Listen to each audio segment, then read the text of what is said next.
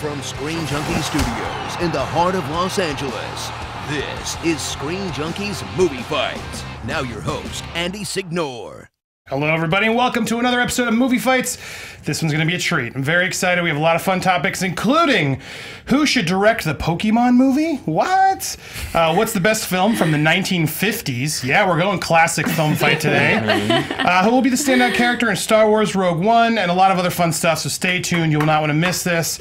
And if you're joining us on live on Plus, you can join the conversation at hashtag #MovieFightsLive if you're watching. And Dan Murrell on the couch is policing it. Hi. Sometimes I just mix things up. How are you? First, how you doing, Dan? I am still exhausted from last week. Yeah, but you and I went head toe to toe. Yeah, no, I'm doing well. Getting ready to go to Chicago tomorrow to visit some fans. We are. It's going to be a lot of fun. Very excited for Chicago. We have two panels we're doing in Chicago. If you're watching this on Plus, you know to go there this weekend. Otherwise, if you're watching Saturday, you can still catch one of our panels. Friday at 6, Saturday at 6. We have two panels. We're doing a Movie Fights and an Honest Trailer exclusive panel. It's going to be good. But then on Sunday, Ken and I are moderating a Carrie Fisher panel. What? That's sick. That's awesome. And then I'm doing a Daredevil panel with the full cast. Dude. What? Crazy. But you guys can submit your questions because I need help. I want to know what to ask them. So go to my Facebook. I don't know if we got it in time, but facebook.com/Andy Signore. Submit your questions to me. I got two places you can thumb up. There it is. Thumb up the ones you like or don't.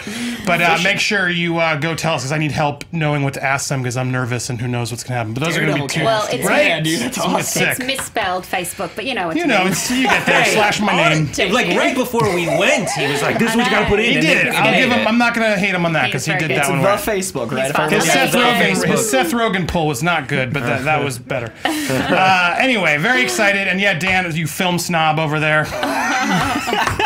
Just a film. People did not like me going heel. I mean, I'm Mm-hmm. always the heel, but man, that was fun. I cannot wait to do it again. I can. Oh, we love you. I love you. I know you love me. He doesn't want to admit it on air. It was a spirited debate. It was certainly a spirited fight. Spirited debate. It was a spirited debate. Political response. It was very fun. Yeah, right? Let's talk about who's fighting today. Next to me, I'm so excited for Marvel Movie News. From Marvel Movie News, Coy Jandrew, welcome back. Thanks, man. I'm so excited. Dude, you crushed it last time you were here. Yeah, I'm still 5-0 now. 2 TV, 2 movie. Oh, God. This is intense. He could go for the belt, Dan. He could. A lot of people on Twitter, there's a lot of people at that table that Twitter keeps talking to me about the belt. This is the most nervous I've been going in. I'm really excited. All right, well, no pressure. Don't lose today because you got two competitors that could definitely take you out. She's a veteran fighter and part of our team. Welcome back, Alicia Malone. It's actually been a long time, since I've done a regular movie fight, so I'm actually quite nervous. Plus, I'm with two very smart, funny guys, and I'm none of those things. Well, I'm excited, too, because you did a great job in the classic film fight. So with you back, I want to put more classic fights in. This was a perfect opportunity. And you know what I have right here, just in case? Uh-oh. Boom, boom, boom. Bum, bum, bum. I'm always ready for it. I'm holding on to it, Dan. I should have done it last week, For those of you definitely should have done done it last week. You would have had that belt right now because I had nothing left in the tank. God damn it. Get him while he's down. I set it up right for you to take it, Alicia. I didn't know. I should have just hung around here every Thursday. Yeah, we should have warned you. Waiting. But I'll put this down here for now. Who knows? Okay. I might use it, might not. For those who don't know, she earned that in the, what do we call it? Last fight standing, where the surprise win of that episode was you got to challenge the champ anytime he's on the show. I think I broke it. You could reveal the showstopper. We have a lock for it. We know the code. We'll unlock it. There's 5 speed round questions in there, and that will dictate if you take the belt from him on the spot. And speed round is not my forte. So if she don't piss her off, she might use it today, Dan. Let's see. I stand ready at any time. I know that it's always a possibility. Let's not forget it's out there. She's got to use it carefully. But yeah, you did miss an opportunity last week. That would have been good. Yeah, next to you, I'm so happy to have him back. You know him as Blowjob Ghost. Blowjob Ghost. And Some TV Daily. Brett Erlich. Yeah, So Me TV. But yeah, no, that's new? Was that you were plugging last time too? Yeah, we started. We did a 1 week test or a 1 month test, and now we're waiting to hear if it goes real, goes cool. to actual Congrats. daytime television. So That'd be me. fun. Yeah, but yeah, in the meantime, there's a couple things I'm doing. One is there's this website called Collaborator, where you can go and find other people who are making films and find out what they're doing and what you want to do and team up and do everything. So Collaborator with 1 L, and we're starting a short film review show. If you go to youtube.com/collaborator. Collaborator, and you can see previous episodes, and I'm going to start on that in like a couple weeks. All right. Well, I'm excited to check it out. You go check it out for us. And then last but not least, I got a special fan cam here. Chris Clinton. Welcome, Chris. I love when our fans come with gifts. All right, let's see. You brought me a gift. Let's see what this is. Oh, what could it be? Dude. Holy crap. That's It's a picture of crap. awesome. Holy crap. Look at this. Dude. Do we have this? Oh, Hugh Jackman. Two look at Screen that. Junkies, Love Honest Trailers, signed Hugh Jackman. What? That's crazy. That's incredible, so dude. That's cool. Oh, awesome. that's great. Chris, how did you manage to get this for us? I just finished Wolverine 3, working with him, and he's a fan of Honest Trailers, watches them with his son. Thank you, That's Hugh so Jackman. cool. He watches He them. So watches did he them. see the Deadpool one? Do we know? He did see it, yeah. Oh, so maybe there's hope. Maybe we can get Old Man Logan to do the trailer, huh? I saw him in old. He had old hair. He hasn't He's admitted old that, hair. but it looks pretty amazing. This is wow. This is That's getting crazy. framed. This is Yeah. epic. awesome. Thank you, That's Chris. Well, insane. you've earned My that pleasure. seat today. Yeah. All fans who come in, this is what you're up against. Yeah, right? Jackman. Bar is tremendously high. Wow, that's awesome. All right, wow. All right, I don't know how we're going to top that. Good luck, guys. Yes, sorry. Let's do this. Now let's do this! This is where we fight! We do need to update that. It's so good, though. Why? Why would Fine. I you? know. I like it too. Familiarity helps. Round one. Looks like a live-action Pokemon movie is on the way. Our friend Max Landis was supposed to get it and then didn't get it. And now they're doing this detective Pokemon or something. Who knows? But Movie Hot Take on Twitter asked us, who should direct the Pokemon movie? I think that's a fun question.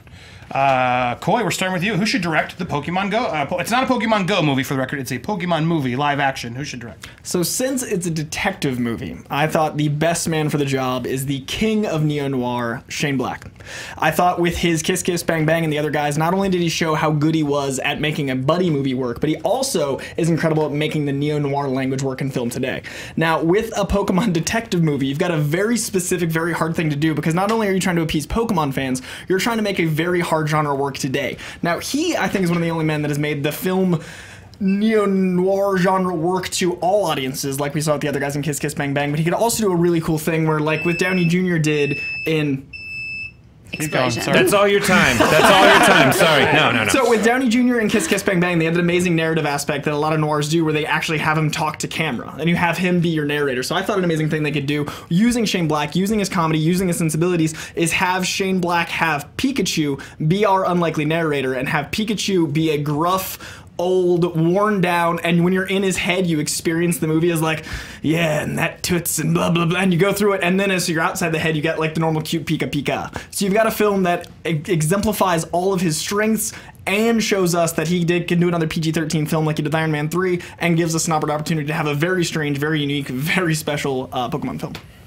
All right, Alicia, who are you picking?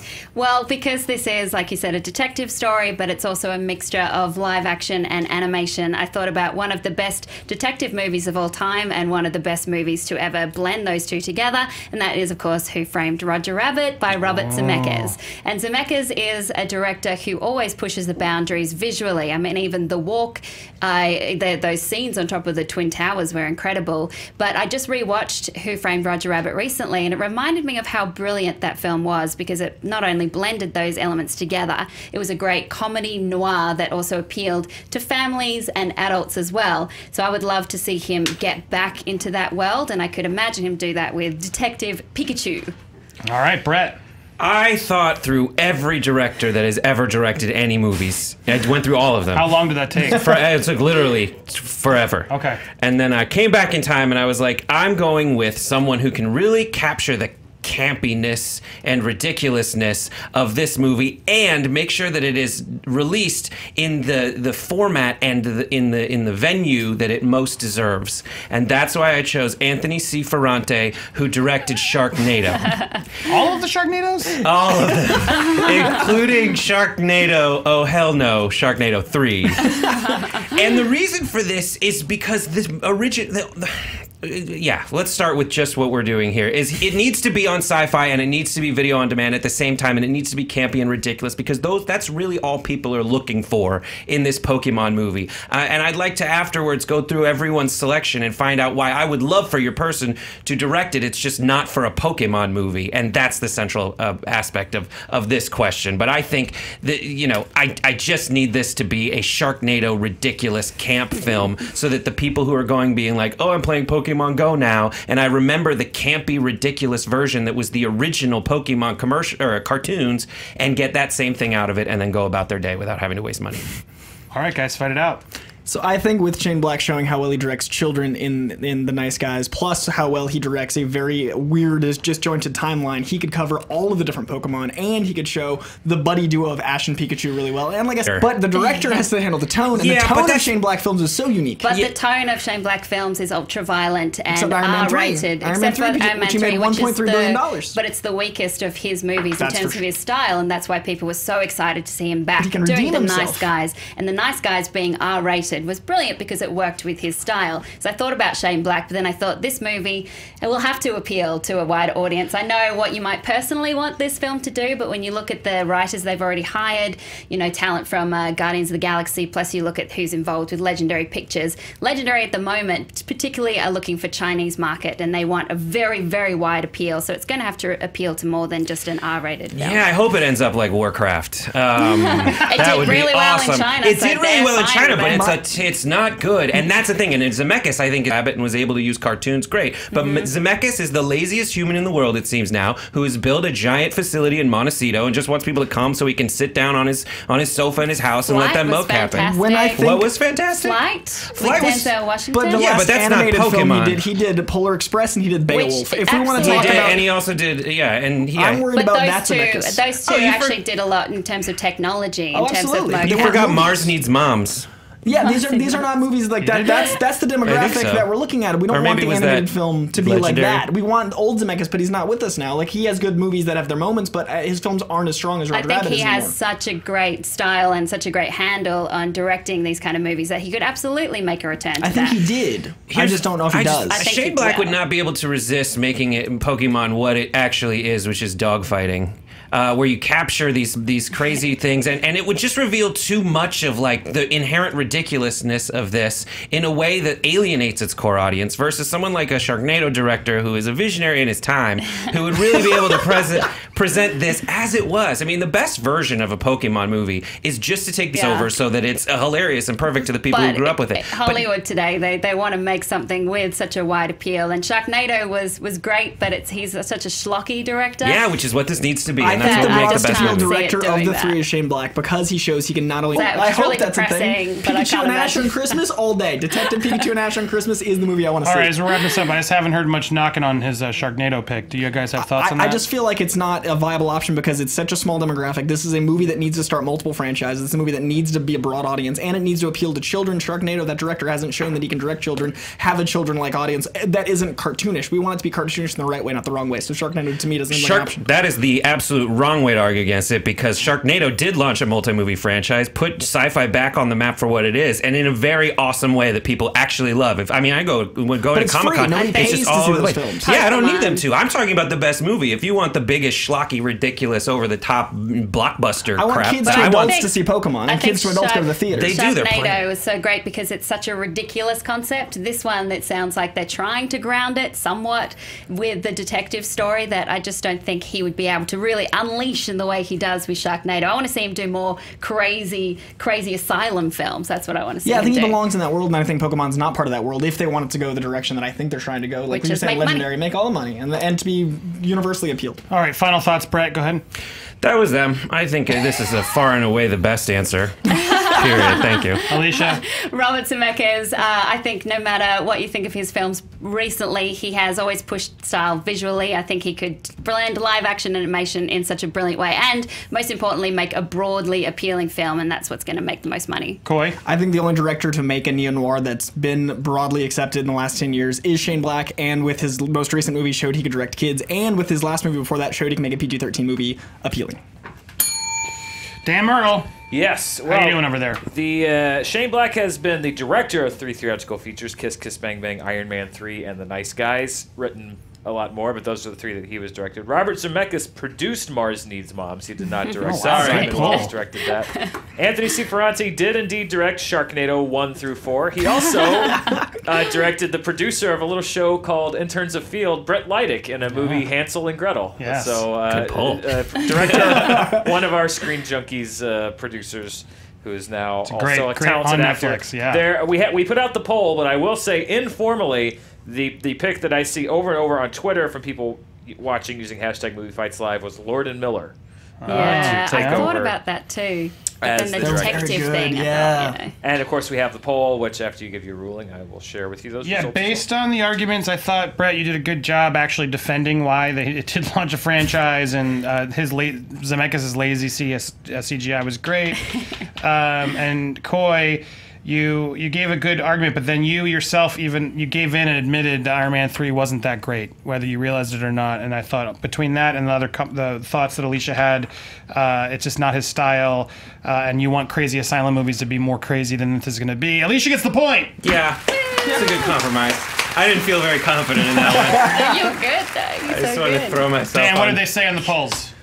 The Twitter poll right now with 300 votes, Robert Zemeckis actually leading with 45%, Shane Black with 36%, and Anthony C. Ferrante falling behind with 19%. 19. I mean, We're still on the board. 19. Good And, job, guys. and I will say on the poll, they did put, literally, it says, who would direct a Pokemon movie? Note, Anthony C. Ferrante directed Sharknado. They specified on the poll. So people that would know. Yeah. Oh, I wanted that moment where they went and Googled it and were like, The star meter of Sharknado just He's some awesome foreign director? No. no, he's not. All right, number 2. Based on the new Rogue One trailer, which dropped right as we did last Movie Fights, we couldn't respond to it, so we wanted to respond to it here. It was big news all last week. Rather than do best moment, we've done it before. We wanted to really try something different and ask who's the standout character. We got to look in the future. We're looking ahead based on what we're seeing, what we're hearing, excluding Jyn Erso and Vader, who I feel like are the easy answers. Who do you think is going to be that standout character that fans and newcomers alike are going to really gravitate to? Tell us why. Alicia, you're going first. So I might not have the Star Wars knowledge that someone like Ken Napzok has, but No one does. No one does. Impossible. He's so impressive. But watching the Rogue One trailer, the standout character for me, who I thought that is so cool, was Chirrut Imwe, who's played by Donnie Yen. And you see him in that moment where he is kicking butt. He's kicking stormtrooper butt with a wooden staff, and then he has that great line which says, "I fear nothing. The Force wills it." And he's blind. He's a blind warrior. He seems to have so much spiritual essence about him. And then doing some research about this character, the fact that he's not a Jedi and he can't use the Force, but he absolutely believes in it, that's so intriguing to me. Something we haven't seen before in Star Wars movies. And I think something about Rogue One that'll be really great is the fact that it's going to be about sort of more everyday people standing up to fight evil, sort of the underdogs. And I love that fact. And I think that makes it more realistic and more inspiring as well. So I can't wait to see more of his character. I thought he was really cool. Cool. Brett, who are you picking?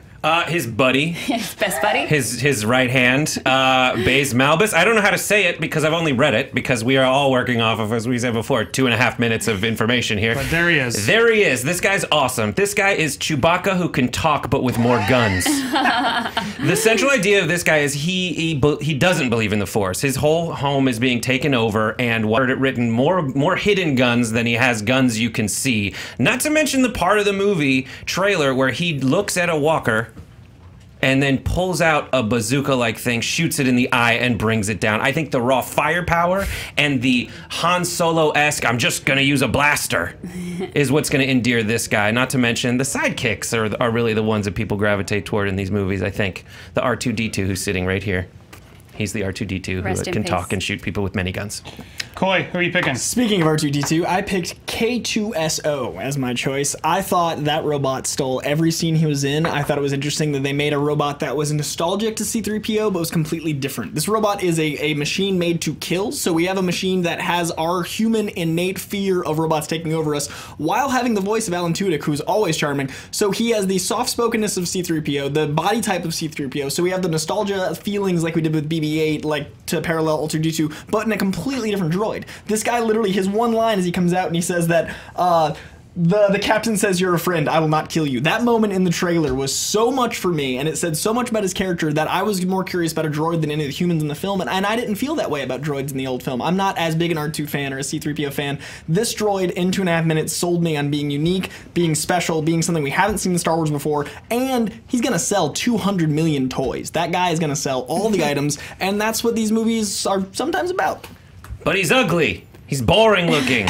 He's drab. He looks like... Look at this guy. This is the droid you want. The BB-8. You want the BB-8 and the R2-D2. You want a color? He looks like a Ducati. Oh, the matte black thing that's going to take over the world's the Death Troopers. I get it. This guy, he sounds like Jarvis, and they gave him a body and some guns. He's Alan Tudyk, the other Jarvis. He's a Knight's Tale's friend of Jarvis, he and he looks works like for me. many other robots we've seen in other movies. Plus, he just seems like a less friendly C-3PO. So I think he'll got an edge to him. He'll have the comedy kind of aspect to him, but I just don't think it's anything particularly unique. And I think the Donnie Yen character, being that he's blind, he's had to overcome that, being that he is a human and he's using the Force in a different way. But just Stick from Daredevil. He's 100% Stick. He's a guy that wields the stick and is blind, and he looks like Stick. He is 100% Stick. No, even if he fights with a stick. Yeah, like the guy is Stick. He fights with the wooden staff, and then he also has another weapon that they showed briefly on the back. They can still literally call him Stick. And I would be like, there he is, he's Stick. But can we talk about how cool Donnie Yen is? The fact that he's an actor, filmmaker, he's a multiple-time But it's not about world the man, wishing it's the champion. character and the character. But the fact that you see him do that brief action scene and you know that's him kicking butt, I think that's what makes it so exciting. I think he'll split the vote with everyone else who's Other than lifted just his lightsaber. bringing out a gun and just shooting. Oh, but that's so cool. And if we want to say religious something that aspect. really people in America gravitate towards, it's just like the screw your artsy fartsy stuff. I'm just going to blow it up. Which I don't know if what we should have these days. I'm not saying. I mean, if we're talking about changing society, we'll do that on the next movie fights. But to talk about this, is we're dealing with the hand we've got. I just And feel if like your we've seen previous that character argument was to go before. toward like an Asian market, like he's Asian, he's got the whole global appeal. But he's the thinnest. All he has is guns. Like everything you described about him is guns. He has He's guns. At least, hey, front our guy guns, he's can't got even see, five and my guns. guy can see. One So guy's I'm got just a- saying, he's one got guy's an got extra guns. ability. Aw, My guy has underdog. more personality than either one, and Underdog. he's not a guy. My guy's like got put like chutzpah. Your and he's guy just a is robot. boring. Your guy, when he said the odds, it just reminded me so much of Yeah. C-3PO. That's the point. It's like BB-8 we've done was just it R2-D2. before. The Yeah, Force but he was Awakens And so we've seen adorable. mercenaries before. It's just like, can we do something different? And that's what Chirrut's character looks like, is something we've never seen before. I feel like K2SO is more different than those are different, because I've seen Stick and I've seen Bishop in X-Men. I've seen these guys. I've seen the seen that two-sided robot so many lightsaber. times in He's like a killing, any maybe likable sci-fi guy. movie. An untrustworthy Any narrator robot is goes very bad. exciting. Very exciting. All right, final thoughts here, and Brett, tell me why the other two aren't as exciting. The other two aren't as exciting because it's another droid, and it's not as cute and awesome. You said it's like C-3PO. People like R2-D2 better, and they're gonna like BB-8 more than they like Jarvis. I forget his name already. And plus, I can't remember any more alphanumeric code names, and so we're stuck.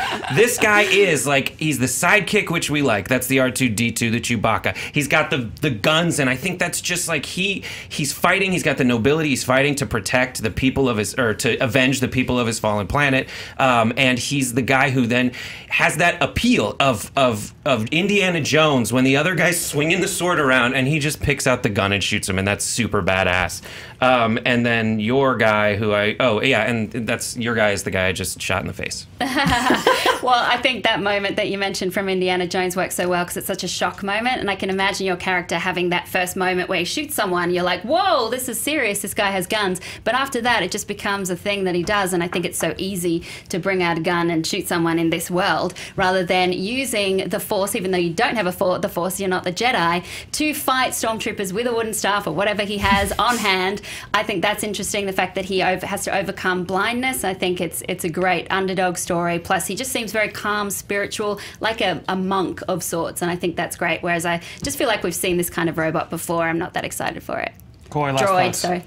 I feel like I've experienced both guy who shoots things and has cool moments in every Michael Bay film and every action film. I feel like I've experienced Stick, and I've experienced the guy who is wise and leads, and he leads Ninja Turtles sometimes. And I feel like the guy who channels things with the Force is really interesting versus the guy who has guns. And I love the line about Force in the film, but I don't feel like Star Wars has had a droid that seemed interesting beyond its programming. This droid seems to have emotion, it seems to have a directive that it's choosing, and it seems to have a perspective of its own, and that is more interesting to me. The idea that like sentience in a robot in the Star Wars universe is something we haven't touched on, and we've had BB-8 to parallel R2-D2. We haven't a C-3PO parallel, and I'm excited for this. I can't let that stand as the last thing, because the one line you cited was him following someone else's orders. But he had it with a distinction that he was going to make a decision. It's the dry. It's absolutely just the dryness. It's like my captain says to you're okay, so but you're his okay. second shot in the trailer is him making choices. He's doing things. He's got awareness, and that's interesting because I don't know what that movie is, and I want that more than I want Shoot Guy or Stick Boy. Shoot Guy, Stick Boy. Ooh, all right, Dan. Yes. I think to add there. I mean, we're all speculating, so. Well, Yeah, absolutely. That's the best part about it. All I can add is that Zhang Wen is the actor playing Baze Malbus. Alan Tudyk, of course, a fan favorite, is voicing K2SO and also did some mocap for it. Yeah, the rest of it's speculation, so there's literally no facts that I can check there. I was with you, Coy, until Brett gave that last line. Yes! Because he did sort of admit, when you take that line into account, like, I will kill you, but I won't because you're a friend of him. He's taking a directive, so I guess it's unfair because we don't really know. But I was with you until he sort of knocked that down. Alicia, though, had a lot of good arguments, too. Again, this is such a speculative round. Oh, man. I think I still got to go with Alicia overall.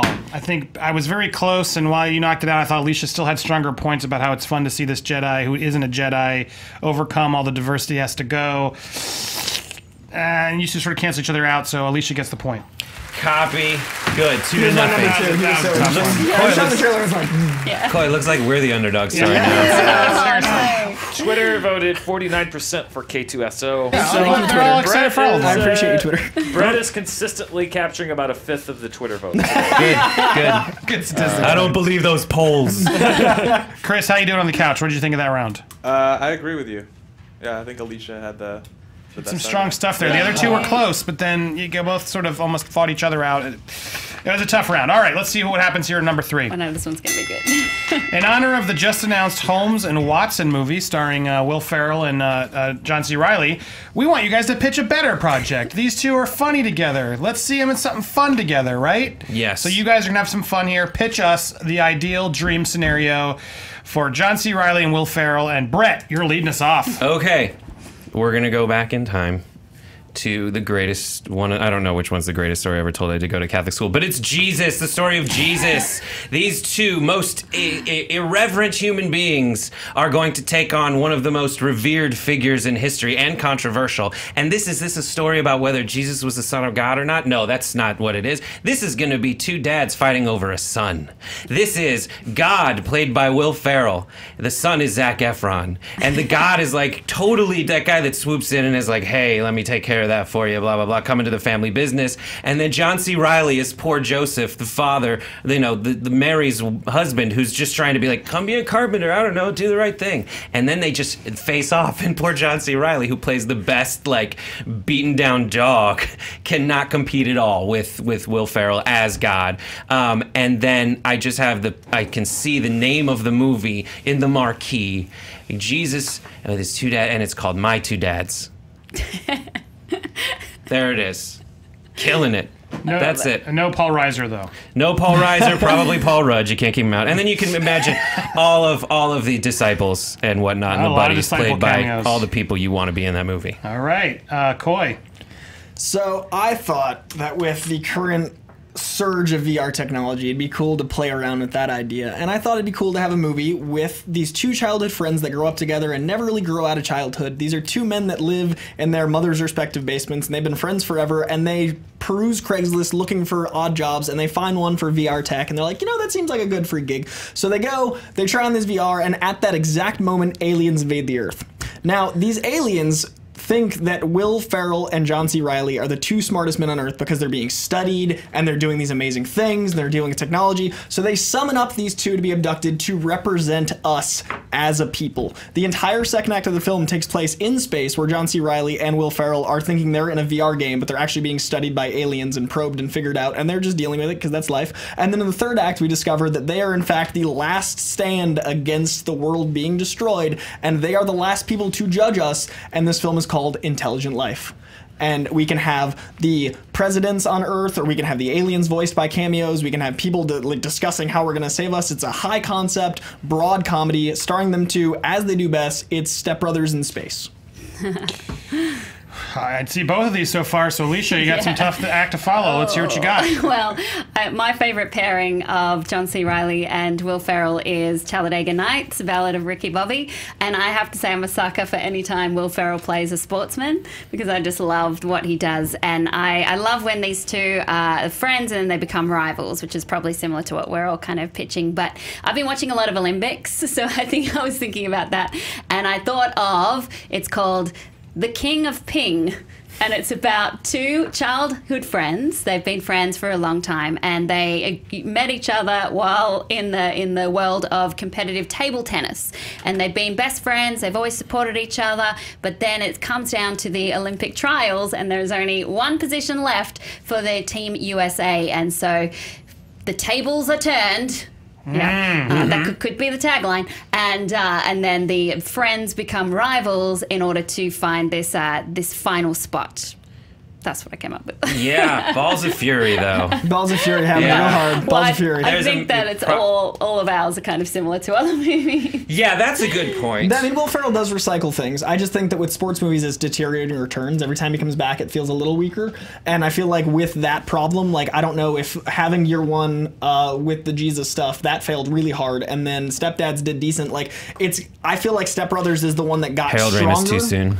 I feel like Step Brothers got stronger as it went on and had more of a cult following, whereas the sports ones and then the year one kind of fell off as time progressed. And Jesus comedies never really do that well. Like, I think they're funny, but like, it's hard to really have that Are there a lot market. of Jesus comedies? Yeah, Well, Life of Brian. Dan will tell us. That's Yeah. what I was going to say. That's what you always think of when you think of okay. That was so long. It Jesus was the comedies. 70s. Like, that was. So it's time, you're saying. So Good, I agree with him. I agree with him. It's time. If Mel Gibson wants to make a Jesus spoof, I'm in for it, man. If Passion of the Christ comes back as a comedy, I'm all dancing. But I don't think the year one type comedy is going to be a thing that our market is viable for. Whereas Step Brothers in Space is like Men in Black is almost happening with. Well, I like that idea. I'm just confused about the VR aspect. That's of the way it. that we have this second act where there's a suspension of disbelief that they'd be interacting. We've never had a movie where, like, why don't people freak out when they're abducted? Like, they should. But if they think they're in a video game, you have so much to play with, so much special effects you can do, because they think they're in a game, but they're actually like hanging out with aliens. There's a lot of play there, and you can have all the cameos you want. You can spice in Anchorman type comedy. There's a lot of broad comedy options. And then what the conflict is just The conflict is they're the last aliens? two. They're the ones that we are literally hinging on humanity being wiped out by how well these people do at these trials and tribulations. So Earth is at the hands of Will Ferrell and John C. Reilly, which I love the concept of. Yeah, I just can't picture it. But I love the Step Brothers in space idea. I think that's cool. I like my Step Brothers, two too. dads, but it's hard to get away from Life of Brian. Yeah, I mean, my arguments would be things like Pixels, where it's like this ragtag group has to save the world against How great like the an trailers were until you found out it was Adam Sandler, though. Like, you can make that movie with better actors. Like, Will Ferrell is a better person than Adam Sandler. That can be a thing. Yeah, It's not our fault Pixels happened. Yeah, that's true. I just like this whole idea of going after, because I think if I'm thinking of movies that is kind of brings in the rapture and then these kind of biblical over and undertones and allows you to get something that I think is better in a comedy, which is like this raunchy rawness of this group of people that I get to watch, like really reach the top of their ability to make comedy together, and this gives more opportunity than that, because like the rapture is like a subplot that drives toward the plot. This has the scope and size of that level of comedy more than that's going to be all set in a period. That's going to be all like, you know, people in but if your central argument is we've seen if whatever it was about like the Jesus comedies, like we've seen a lot of terrible end of the year things, end of the world, we're being invaded by aliens things. And I think that's just I think we've seen too many of those, and I think these guys would be better taking their gloves off and doing like something that's more of a satire of religion, which I think is something that I think they could do. They did. What was that Paul Rudd one though? Like 12 Rules or 12? There was a Ten Commandments. Yeah, the 10 and Year One both came out and both tanked. These are movies that don't do well. Well, I don't even remember. But the that name was a of it. different movie. I Yeah, think they those played other some much more broad comedy. These They're two. Jesus comedies. And I love when these two are That was a rivals. Moses comedy. Take it back, I am- New I Testament am- bastard. There's the religious comedies that don't do as well as like. I mean, Yeah, but I can love- they be good? I think this would be great. I think it's like it takes something that's a giant story and makes it like personal, and that's what the angle is here. Versus like a lot of people are like, let's just do the religious thing, but this is like, how ridiculous would it be? How shitty would you have felt if you were Joseph and like the guy's dad was God? But Will Ferrell and John C. Reilly, almost just as like, I stepbrothers, can't- defending the planet from All destruction. right, do we have a poll out on this one, Dan, just so I can help see which one? Yes. Because I want last. That They do their reminds me argument. Last arguments. I want you at home to vote right now. Go to Twitter on Screen Junkies Twitter and vote. Which ticket would you buy if you had these What was three at the the- movie cinema? Which one would you go to? Would you see Intelligent Life? Would you see The King of Ping? Or would you see My Two Dads? That reminds me of what's the one with Mark Wahlberg and Will Ferrell where they were competing Step to be Brothers? dads. no, Stepdads. Daddy's home. Stepdads. Daddy's Home. Daddy's Home. Daddy's Which Home. was Stepdads. It was terrible. called Way Stepdads, better. but yeah. Yeah. Terrible movie, but a similar concept. the best to version of it. dads It's trying year to one meets fight Daddy's Home. for- I think that Men in Black almost happened with a third. I think this is a better way to do it than going the Jonah Hill route. I think this is a really. I think Stepdads in Space would be so sick. I just think that these two should play to their strengths, and when they're the best is when they are rivals, and it's to do with sport. And I just want another Talladega Nights. I want him streaking through space. I want him to go through the quad. I want him to come on back. Old All right, I school. heard both your finals. Brett, final? I think it's 13 years too late for another like high concept sports movie with these guys. And then I just think I don't know. I like this idea. This is an idea to do something different than what they've done before. A little bit of reveal. Yes. I have poll results. I'm looking up a Box Office Mojo. There is a comedy god. Two are Bruce and Evan Almighty. Right. Then you got Michael, Heaven Can Wait, Down to Earth. Bill and Ted's Bogus Journey's on here for some. Oh, I guess God's in that. Yeah. Life Death. of Brian. Donna? Yeah.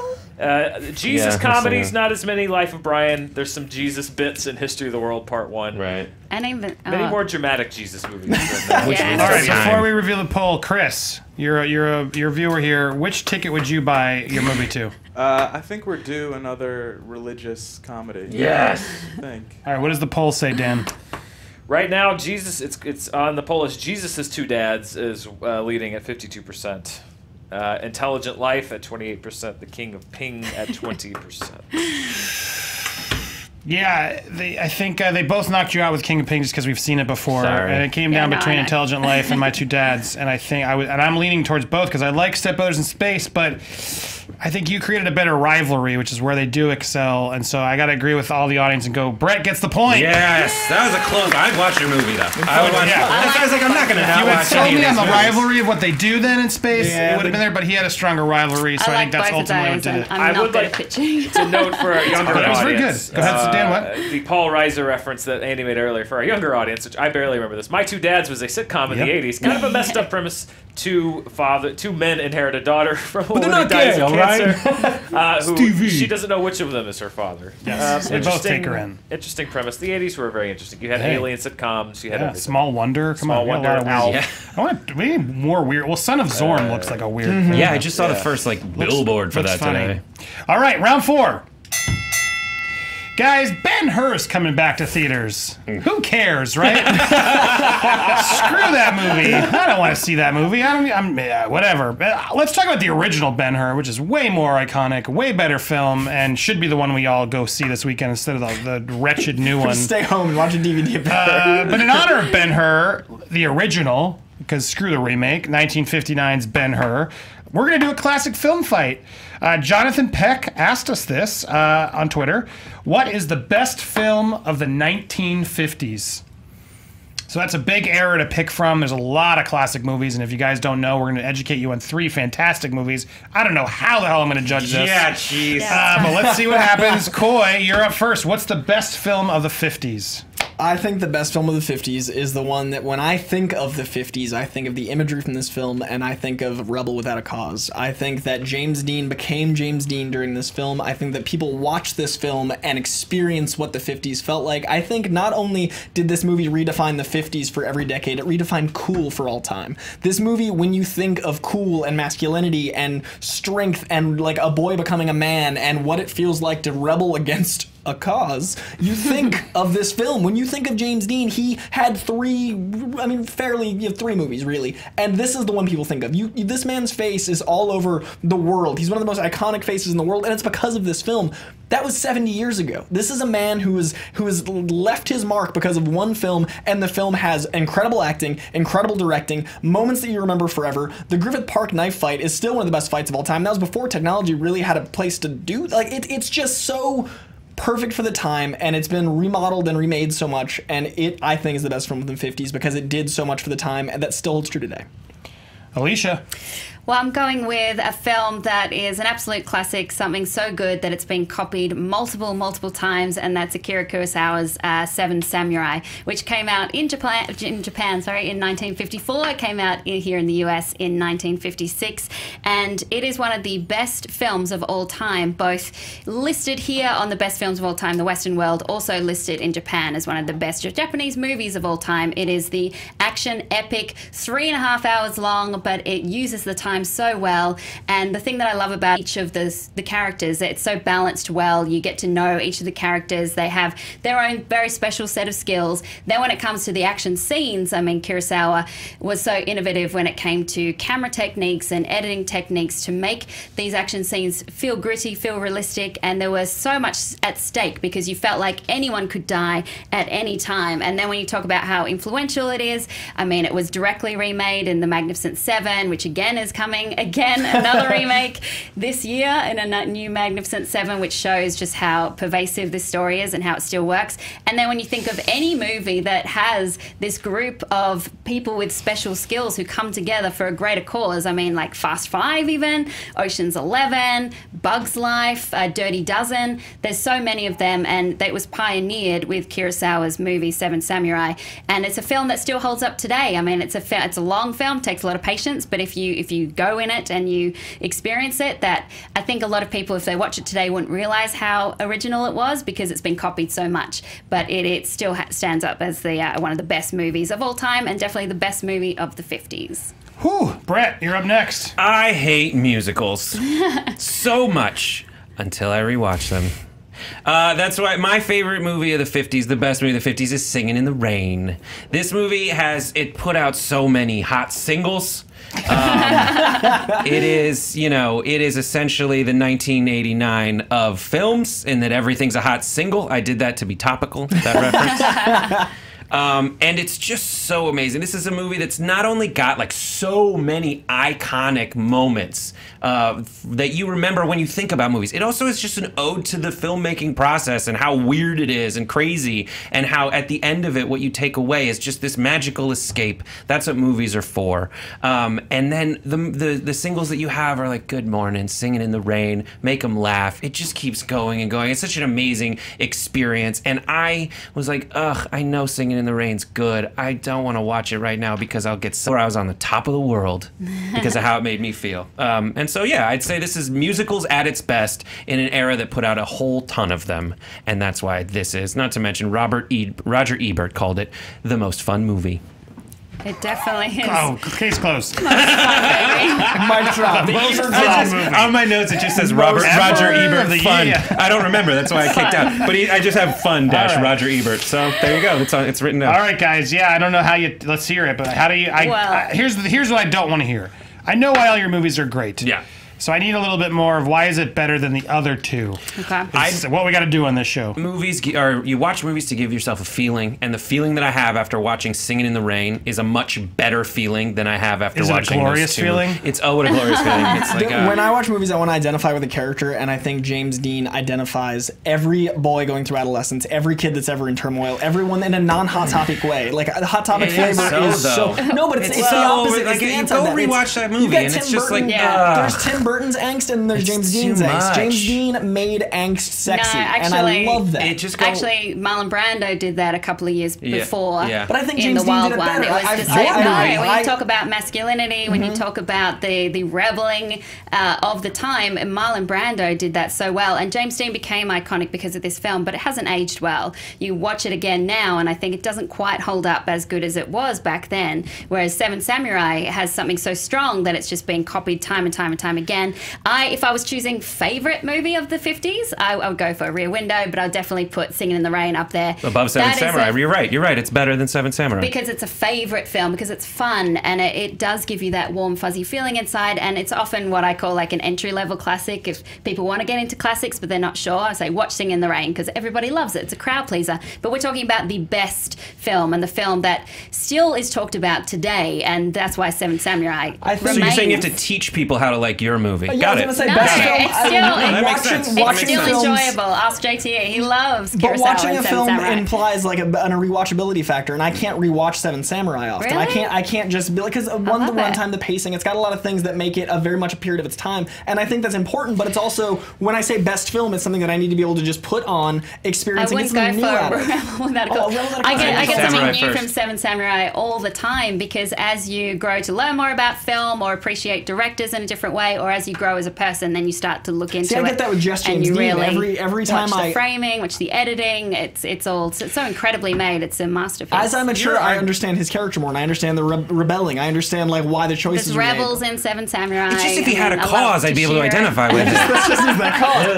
And I feel the same way with musicals. Musicals, they have a certain mood that they set, and that's perfect for when that works, but it's not something you can just invest in all the time. No. A musical is a very unique animal that I can't. I love Drinking to Les Mis. Try it. It's amazing. But that's not something I can just throw on. There's like 5. They're great. You're telling me, oh my God, Rebel Without a Cause is, I have to be in the movie to watch the mood to watch that film. That's an experience. I just have to. I have to be like, oh my God, angst. Your central thing is angst, and I get it, but I don't feel good after that. And I can put in singing. I wasn't feeling particularly good this morning when I put on this movie, but then I heard Good Morning, and it made my life turn around. And that's what movies are for. And then, not necessarily. I love a lot of dark, disturbing films. I think movies should make you feel something, and movies should push the boundaries visually and try something new and different, and that's what Kurosawa did so well. David Fincher than PBS, and therefore when I want to watch a movie, I want to experience like emotions that I experience in real life. I don't experience people singing in the rain often. That's a ridiculous argument against musicals, of course. I mean, no one breaks into song, but people love it. Here's the thing: my movie is great without any samurai. Yours needs 7. Your movie killed 2 people, Natalie Wood and James Dean. And I do think that the Marlon Brando argument's so great. You can get the points for that, but that is absolutely right. And I hate to say it, but I do think that James Dean gets a little extra credit because he died. Marlon Brando had to read lines off someone else's button scenes. Marlon Brando didn't actually commit to being an actor. Marlon Brando pretended to be an actor. So doesn't matter. No, that doesn't matter at all. No, James Dean made it work and actually invested his time. It showed on screen. Marlon Brando, you can see when he doesn't care. There's no moment in Rebel Without a Cause where he's not writhing in himself, feeling everything he felt. Definitely not with the Wild One. I mean, he's so good in that film, Marlon Brando, and it's so iconic as well. The look of it. Laurence Olivier with Dustin Hoffman in The Marathon Man was like, "Have you tried acting instead?" There's not a frame. And it's Laurence Olivier. That's amazing. There's not a frame in Rebel Without a Cause where you don't see James Dean feeling everything, and you don't feel it yourself. There are moments in Seven Samurai where I don't feel what they're feeling. There are moments in Singing in the Rain I can't empathize because they're singing in the rain. I feel everything, and that's what I want out of the movie. I want to feel what my characters are feeling every moment of the film. Final thoughts, Alicia? When I go see a movie, I want to see something thrilling and exciting, and this is a film that was made a long time ago, but it really brought Japanese cinema to the Western world. It was incredibly made. It's why George Lucas used it as inspiration for Star Wars. I think the fact that we're still doing this movie with Magnificent Seven just shows how iconic it is, and we're talking about the best movie of the 50s, not the most fun or the most favorite. Right. Brett, I think the best. I would rather spend time. It's like Latin. Like Latin inspired a lot of languages. I'd rather speak the other languages, you know? And I'd rather see there's better movies that Seven Samurai inspired that are more accessible to me that I don't have to be taught how to enjoy. You know, I don't want to read Hero of a Thousand Faces. I want to watch the movie based on it, you know? And then in Rebel Without a Cause, like there's so many moments that are non-James Dean moments that you're just like, oh my God, this is too much. But when I think of the 50s, I think of this, and best film of the 50s is something that captures it, and this captures the 50s. It's the best. Dan. Yes. Dan the Man, what do you think? Well, it's worth noting that 1959's Ben-Hur was itself a remake of a 1925 epic classic staging of Ben-Hur, a silent film. So it was actually like 2 silent films beforehand, stage production, so many. But there may have been some old-timey people in 1959 saying, "Screw this new Ben-Hur, let's talk about this movie in the 1920s." Rebel Without a Cause does leave one legacy, which is one of my favorite lines of all time, which is, "You're tearing me apart, Lisa!" from The Room. And Roger Ebert's quote from a 1999 review was, "There's no movie musical more fun than Singing in the Rain." Thank you for that. That's true. It's what Roger Ebert said about that movie. Besides Pitch Perfect 2, but pre. He said that. It hadn't Yeah. been made yet. That was the last millennium. I also have the poll whenever you're ready. Well, I think it just came down to one, thankfully something shined through the fog, and it was one line that Alicia did, which you pointed out that Marlon Brando did it better. And then you even admitted if she should get the points for it. Hey, I have honor. So like when a she samurai. knocked you down with that, and then you had gave in the cave-in, that's an automatic point for Alicia. She gets that round. Dan, what do they say? The Twitter voters selected with 47% Seven Samurai as the best movie of the 50s. 29% voted for Singing in the Rain. 24% Rebel Without a Cause.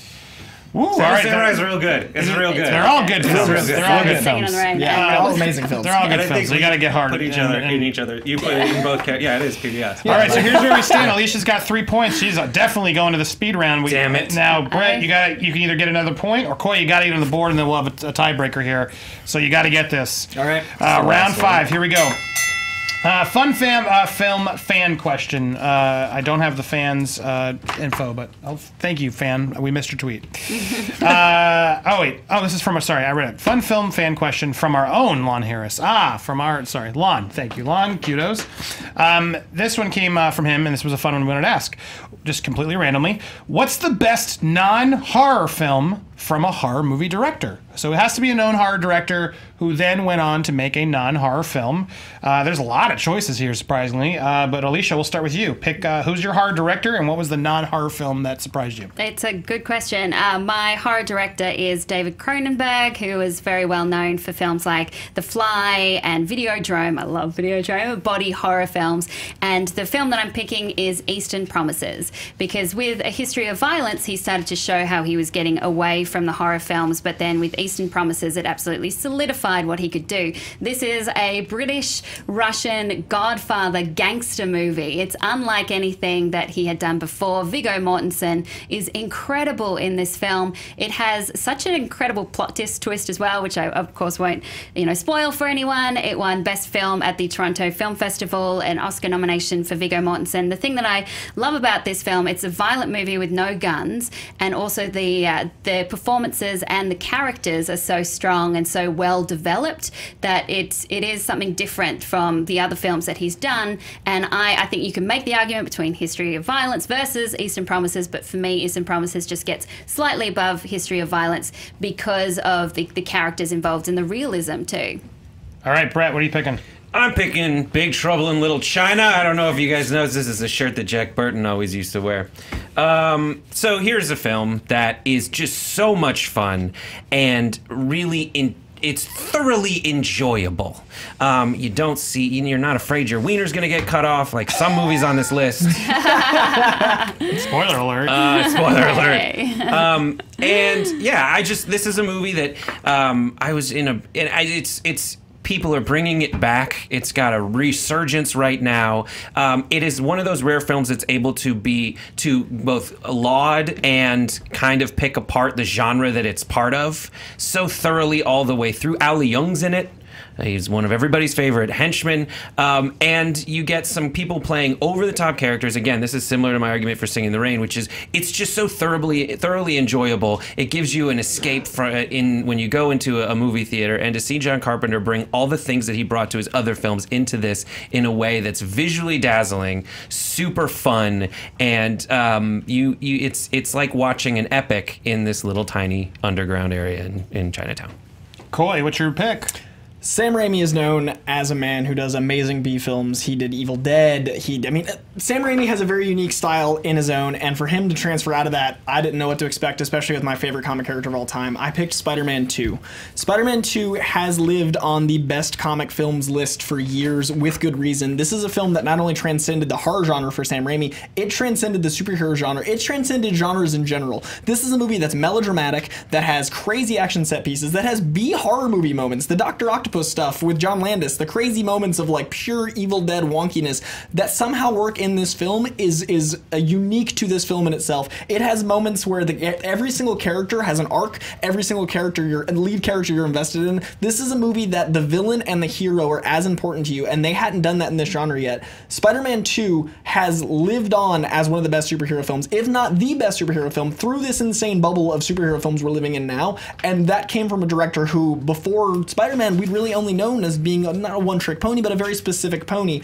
This movie doesn't have a genre, and it's only a superhero movie because Spider-Man's in it. And that, to me, is a truly perfect film when you're watching something and you experience so many different things, and the directing is so good that you can't put your finger on it, and you only know it's superhero because there's a guy running around in tights, but you believe in that man in tights, and you believe in that guy with octopus tentacles, and that, to me, is the best film from a hard director. Yeah, but he had to swing at it twice. It was his second, right? Yeah, the first one's amazing too, but the first one, you're people. This is the thing with Spider-Man 2. Everyone thinks they just put it on their list as like one of the best because that's one of the things we walked away with. When we were beaten down so hard by giant franchise sequels at that time, right, we're in the thick. We're in the thick of like the Revenge of the Sith and like just really crappy prequels, and we're still tasting. We hadn't figured out the way to solve the problem of the superhero movie in the wake of Joel Schumacher just peeing on us.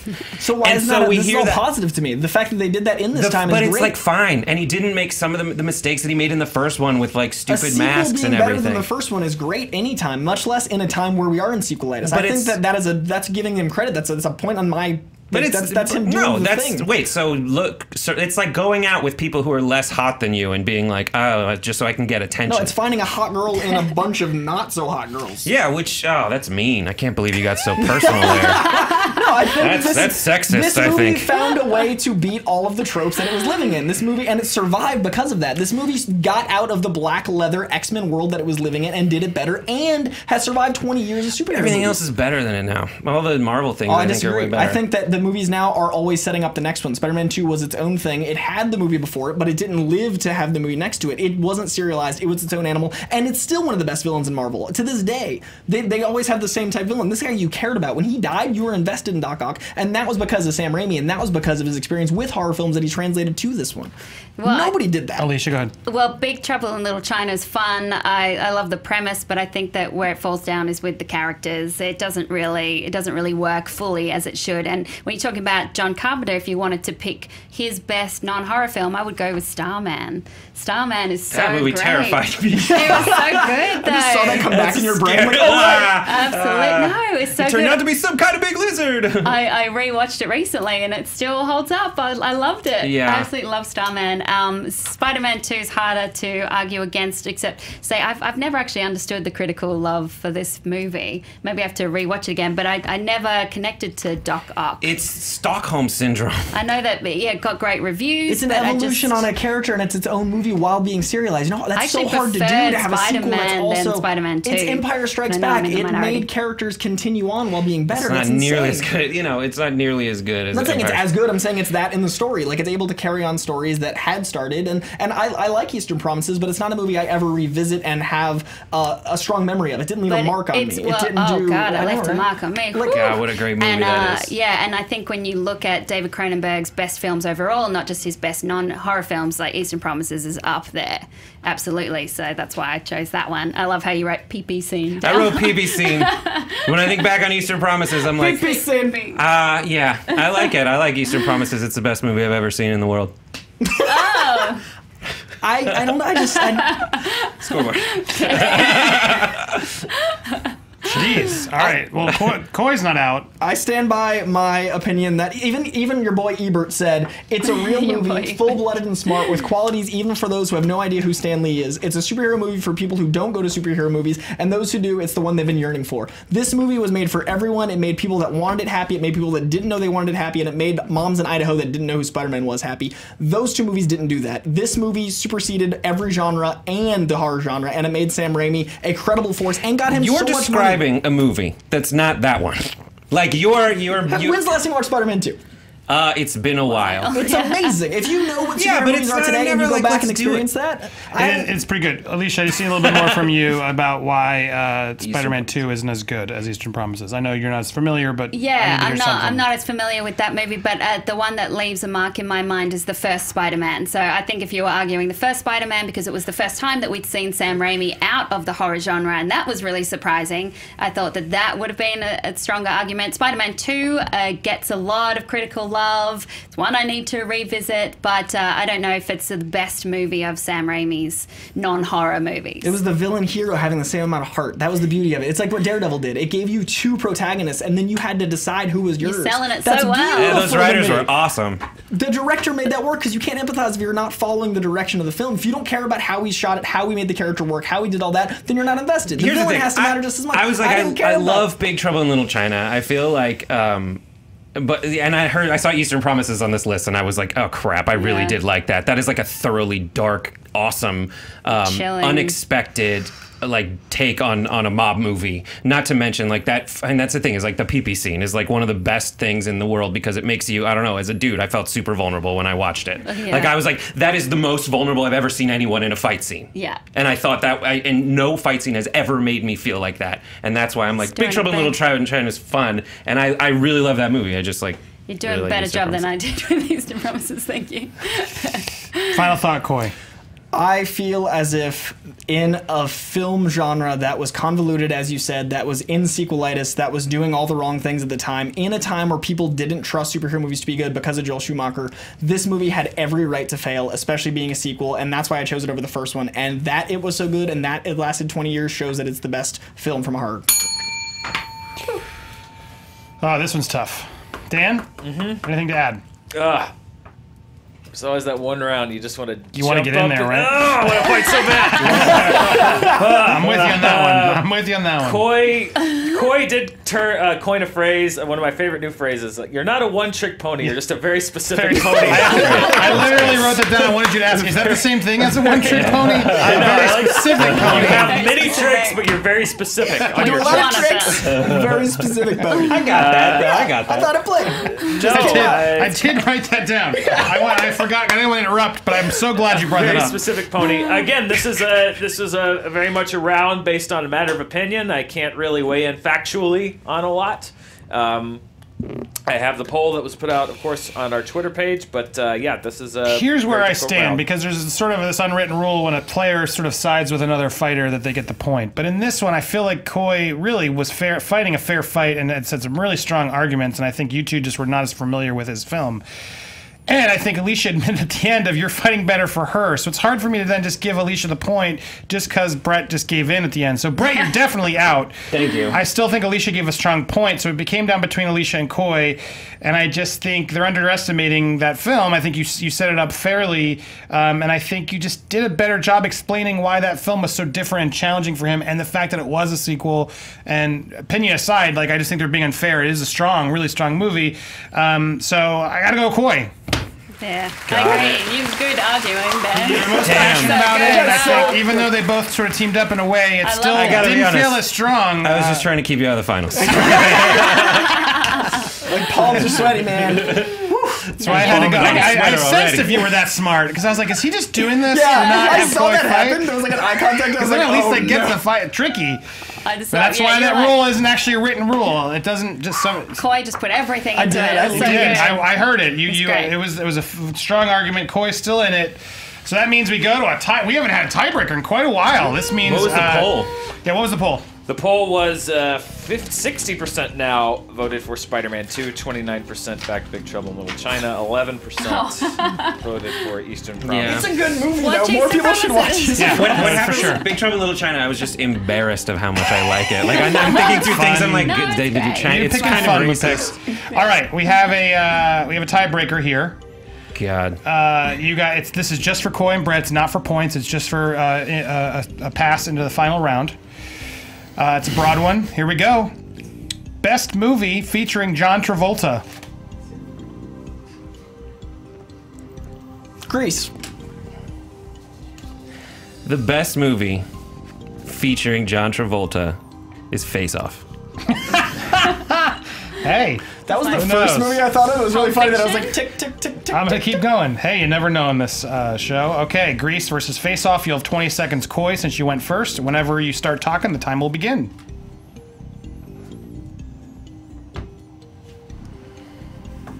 Grease is a movie that made us love John Travolta. Grease is a movie that made him a household name. Grease is a movie that when you think of musicals and you think of the 50s, you think of Grease. Grease is a movie that superseded everything it set out to do from the outset, and Grease is the movie that made John Travolta not only the man who could do these movies, but made us redeem him and think back to when he did stupid, stupid stuff. It was a movie so good it gave us forgive John Travolta for being John Travolta, and that is why Grease is his best film. Wow. Wow, is that the record for most words out in the 20 seconds round? might be. Impressive. Like Brett. terms and Brett's a lot conditions. slower, so let's I'm go. way slower at talking, and this doesn't count. Again, time starts when you begin speaking. Okay. But not this. This isn't. I'm not talking. Buying time. It's different. Shut up and talk when you're ready. This is a tactic. A lot of people, you both are taking advantage of this tactic. Okay. Face Off, I said? Yes. Yes. All right. Face Off is just a thoroughly awesome movie. I think John Woo, and it's one of the like awesome kick-ass fighting and all that stuff. And then Vinnie Barbarino's how he fell in love with John Travolta. He just did that again. And then also I will say that it's not from the 50s. They had a whole bunch of years to get better at it. And then I like Face Off because you get to have both those characters play one and fuse together the ridiculous men that we grew to love. Okay, Coy, follow up. Grease wasn't a self-aware parody. Face Off was making fun of itself throughout, which some people see as a movie, but I see as it just being an asylum film based on itself. Nick Cage doing John Travolta, not John Travolta doing Nick Cage, isn't a movie. That is an SNL skit, and the whole movie felt like an SNL skit. That was a thoroughly enjoyable action film. I don't care what you were saying to try to get points, but you get to see two guys that are so good at that slightly heightened version of reality do each other's version of it, and it was awesome. All right, Chris, I'm activating you over there on the couch. I'm going Grease. Alicia? Yeah, I'm gonna go with Coy based on that. Dan? How do you talk that fast? Yeah, it's Oh my gosh. I was just trying to see if it's anybody closer else... than most people would think, but I think It was. it's Coy, It was yeah. close, but Coy really slayed it. But you did have a shot there, Brett. Thank You you. weren't completely blocked. I can't say that many words. I wanted to see if anybody in the room was leaning towards Face Off because I was leaning will towards Grease say as well. there is a collective scream across Pulp Twitter Fiction. saying Pulp Pulp Fiction! Fiction! Oh so my stupid. god! It's so hard though It when was you're in in the the moment. Happens. spotlight. I'm Stupid. sorry, Twitter. I'm so sorry. Stupid. All right, this is why I don't belong in the finals later. Coy, you almost didn't make it. hard. You Yeah, I was snuck in in the- there, so you're in. That means wait. So the point it's 2-3, right? No, it is 3-1. If that point does not count, I that believe doesn't it's- count. I Wait, believe who it's- won round 5? Coy did. Brett won Oh the yes, pitch it's round. 3-1. You're correct. Sorry. Ooh, so Alicia's definitely in the lead. Okay, good. There's Yeah. no pressure on me now. I'll be fine. Brett, you're out. Yep. But you did a very good job, entertaining as always. Thank you. But Coy, yeah, you're behind by 2, so you really got to step this up here. Okay. The first one up is our bargain bin. This one comes from Arvos Lesquez 00. Sorry, I messed that up. But here's 2 movies that are going to pop up on the screen. You got to see them. You're going to have to read them yourself. First one to name one out will get it. Let's reveal. Planet of the X-Men Apes. Wolverine. Wow, there you go. There you go. There you go. I heard Coy first. Yeah, slightly. So you get apes, and Alicia, you'll have Wolverine, which is very fitting. Oh, I almost fell down. Very fitting. I'll give you some Hugh Jackman power. There you go. Thanks. You're gonna need it. Yeah. All right, here we go. Coy's time starts when you begin.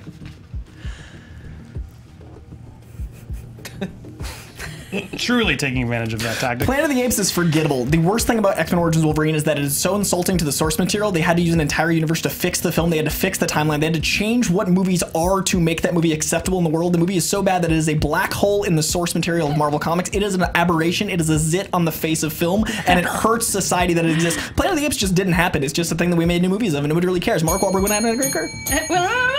Wow, he goes fast. He So goes again, so time starts when fast. you're ready. I think X-Men Origins Wolverine gets a bad rap because of Gambit and because of Deadpool and what they did to those characters, but that was such a small part of the movie. I think people forget how great this guy was in that film, and Wolverine is always more entertaining than Mark Wahlberg in Apes. All right. She was confident. She didn't even need the time. All right, follow-up time. Here we go, Coy.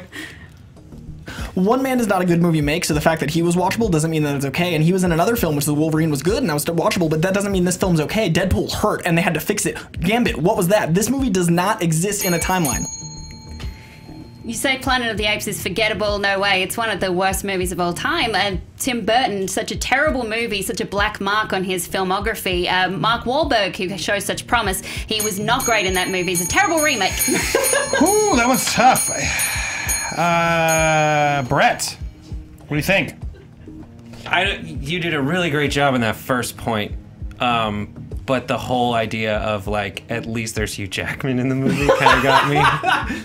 That's where I'm at. So I'd say. Yeah, here's where I'm at too. I feel like you were so stuck on hitting why Wolverine wasn't good. I didn't hear anything why Apes wasn't good. Rather, I didn't hear a single thing as to why Apes was good. And because Alicia did both of those really strong for me, that's where I'm going as well. Dan, you're shuffling. You disagree. I would have gone the other way if personally. All I heard was Coy telling me why Origin sucked, and I didn't hear a single thing why Apes did. Chris? Abraham Lincoln. Oh, yes. Didn't say that. No. So terrible. Alicia. All right, so Alicia gets the point. So that means you're still you need to get this one right, or he's out. He needs to get all of them right. You need to get all of them. All right. He's out. NBA Finals. It's Don't where- forget the it's where you NBA excel, Finals. Liz. do it. Like Yeah. fast talking, fast thinking. Here we go. It's actually happened, I think. Oh yeah, it was me. I got beat. I'm pretty sure that happened. If Disney does a live-action Little Mermaid, who should play Ariel? Ooh, I'm going to go with Jessica Chastain. Ooh. Wow. Mia Wasikowska. Wasikowska. From Alice? Yes. Okay. Wasikowska. Okay, Alicia, you're first. Well, if they're going to do a live-action Little Mermaid, I think they definitely have to update it to the times. It's got to have much more depth to it, because when you rewatch the Disney film, you realize what a terrible message for kids it actually has. Someone like Jessica Chastain has such an intelligence to her, such a depth, and she is so vulnerable and beautiful on screen that I think she could really bring something special to this role. Coy?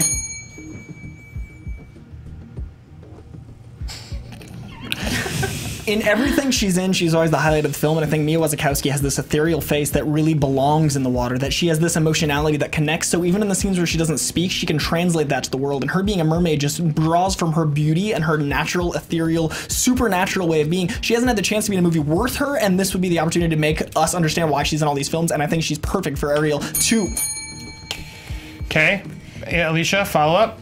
Mia Wasikowska is a really great actress. Australia, Canberra represent, what? But I don't think she has had the chance to show what she's made of. And so all we know of her is that she doesn't have much depth. She's ethereal, she's beautiful, but she's very much on the surface. Coy, last chance here.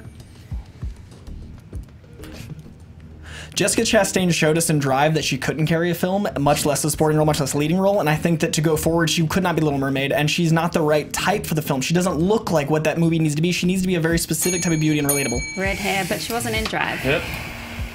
She wasn't in Drive? No, you're thinking of Christina Hendricks. I was. Yeah. All right. Another redhead.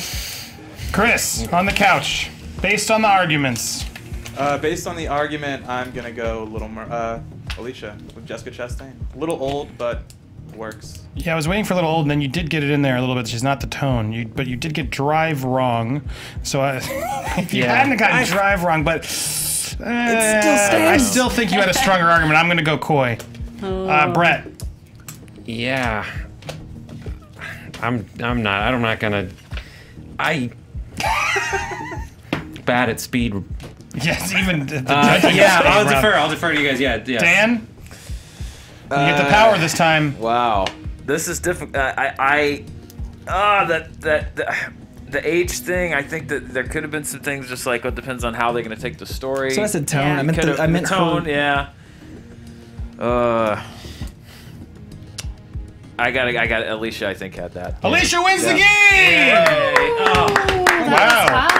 You guys are formidable opponents. Yeah. The fast talker over here. That was intense. Amazing. That was intense. I just like Alicia's picture- on a roll. What do you I put think, her Alicia? You right. gonna break up that showstopper? Not yet. Oh, Dan, what did you think? Do you think she was gonna do it? You never know. Sometimes you play the hot hand. Sometimes you wait. You never know. Yeah. He's just trying to He mess was with ready. it. He was ready. I know. I want it Or- to be a big surprise for Dan. Were you ready? Did you think she was getting? No, for real though. Was there a part of you that's like, oh shit? Well, when she went up 3-0, I was like, if she wins this game and doesn't even have to go to the speed round, then I definitely. Yeah, If she should've throws a done it. shutout, then yeah, definitely. Ooh, but nice tease. All right, looks like it's not coming out. You're safe today, Dan.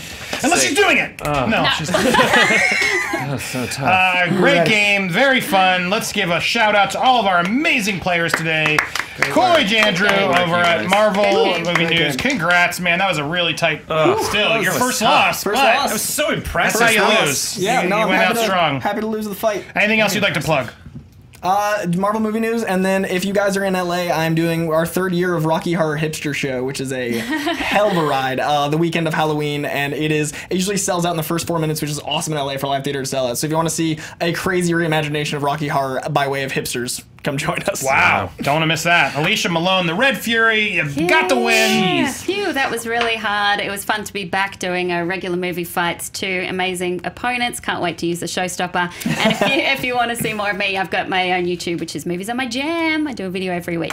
Sweet. Brett Erlich, you got a lot of plugs in the beginning. Anything you missed? Sorry, Pop Trigger, youtube.com/Pop Trigger. Every day we do videos about what's happening in pop culture. And then, that's really it for now. Love it. Dan Murrell, Murrell Dan, you're going to be in Chicago. At Merle Dan, come see us in Chicago. We're leaving, I guess if you're watching First us on thing tomorrow? YouTube, Yes. we're there today. If you're watching us on Screen Junkies Plus, we'll be there tomorrow and Saturday. For those who don't know, you can watch this show live on Thursdays at 4 p.m. on Plus early, and then Saturdays mornings on YouTube at 10.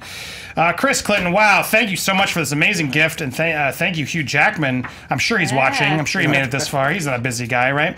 But no, he's an awesome guy, right? You can just tell he's a genuine. There's a few of those movie stars, Ryan Reynolds, Dwayne Johnson. I feel like Hugh's got to be in that role of he's just a good dude. For sure. Yeah. Should we he is. apologize for saying he has a very annoying vibrato? We should say that. I feel like if you say that, you're kind of making fun of yourself. Yeah, Yeah. yeah. Russell Crowe was way worse. That is a great drinking movie, though. I'll tell you the rules after. Yeah, It's well, top yeah, notch. I was It's top notch. Learn the rules on After the Fight, which we'll be doing next on Plus. Thank you guys so much for watching. See you guys in Chicago. And send your submit your questions on my Facebook for Carrie Fisher and the Daredevil cast right now. Thank you guys so much. Bye-bye. Every podcast we put on YouTube comes with this kick-ass graphic listing all the topics your favorite Screen Junkies podcasters are talking about. If you click the topics, you can skip around and choose your own podcast battle royale. Go ahead, try them all. If you haven't already, subscribe to Screen Junkies on YouTube to join us for future fights. Or if you prefer to listen on iTunes, click the logo to download an audio version.